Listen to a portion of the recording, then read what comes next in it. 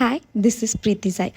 அன்றைக்கி என்ன நடந்ததுன்னு பார்த்தீங்கன்னா, வீடியோ யாரும் ஸ்கிப் பண்ணாதீங்க. இன்ட்ரெஸ்டிங்கான வீடியோஸ்லாம் போக போக வரும். அன்றைக்கி குட் ஃப்ரைடேன்றனால சர்ச்சுக்கு தான் கிளம்பிட்டோம். போகிறோம்ல டீ எல்லாம் குடிச்சிட்டு சர்ச்சுக்கு போயிட்டு வரும்போதே நாங்கள் தோசை வாங்கிட்டு வந்துட்டோம். ஏன்னா நாங்கள் கொஞ்சம் வெளியே போக வேண்டிய வேலை இருக்குது, அதனால தான்.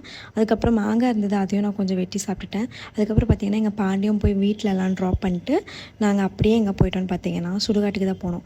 ஏன் போனோம், எதுக்காக போனோம்னு சொல்லிட்டு போக போக சொல்கிறேன். பார்த்தீங்கன்னா என்னோடய மேரியோ மாதிரியே அந்த டாக் இருந்தது. அந்த டாகை கொஞ்சிட்டேன். அப்புறம் என்னோடய மேரியோ ஞாபகம்லாம் வந்தது. ஏன்னா என்னோடய மேரியோ டெத் ஆகிடுச்சு. அதுக்கப்புறம் பார்த்தீங்கன்னா என்னடா ஒரே பாடிஸாக இருக்குது அப்படின்னு சொல்லி பார்த்துட்ருக்கீங்களா, எங்கள் அம்மா வந்துட்டு சமூக சேவையில் இருக்காங்க. ஜீவசாந்தின்னு வந்து ஒரு ட்ரஸ்ட் இருக்குங்க. அதில் தான் எங்கள் மம்மி வந்து மெம்பராக இருக்காங்க. அதில் வந்துட்டு இந்த மாதிரி சமூக சேவை அவங்க எல்லாருமே அந்த ட்ரஸ்ட்டில் இருக்காங்க.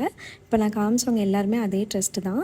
அதுக்கப்புறம் பார்த்திங்கன்னா இவங்க என்ன பண்ணிகிட்டு இருக்காங்கன்னு பார்த்தீங்கன்னா பரியல் ஆஃப் ஆர்ஃபன் பாடிஸ், அதாவது அநாத பிணங்களை எல்லாம் வந்துட்டு புதைப்பாங்க.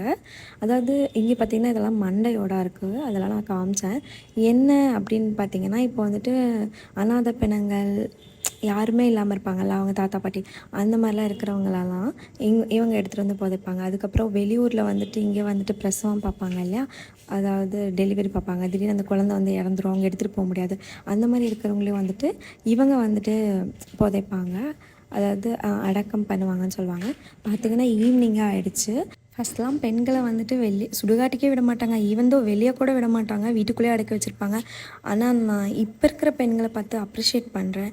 ஏன்னா அவங்க வந்து உங்களால் மட்டும் இல்லை எங்களாலையும் எல்லாமே முடியும், எங்களுக்கு ஒரு வாய்ப்பு கொடுங்கன்னு சொல்லிட்டு எல்லாமே பண்ணுறாங்க. அதனால அப்புறம் போகிறோம்ல ஸ்லிப்பர் பென்சினாலும் நான் ஸ்லிப்பர் வாங்கிட்டேன். அதுக்கப்புறம் பார்த்தீங்கன்னா போயிட்டு குளிச்சுட்டு சாப்பிட உட்காந்துட்டேன். அவ்வளோதான் காய்ஸ், பாய், டூ சப்ஸ்கிரைப்.